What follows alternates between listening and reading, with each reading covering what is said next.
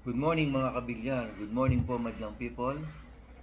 Saan man pong panig kayo ng mundo naroon, isang mapagpala at magandang umaga po. Maayong buntag sa inyong tanan.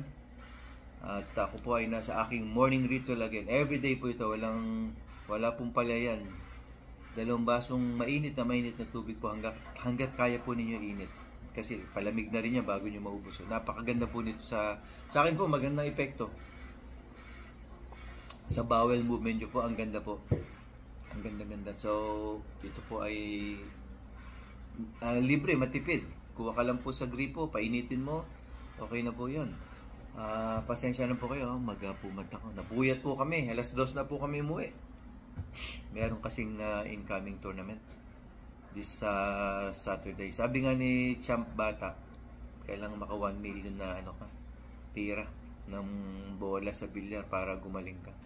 Konti pa lang naabot kong tira, 1/4 pa lang yata.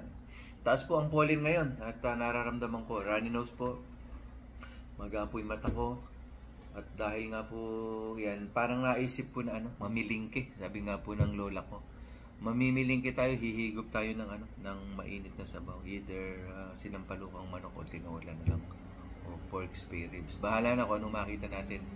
So, yun lang po at mag-ingat po kayong lahat at magkita-kita po ulit tayo. Huwag niyo pong kalimutang panoorin, mag-subscribe at i-like po ang aking channel. Babush!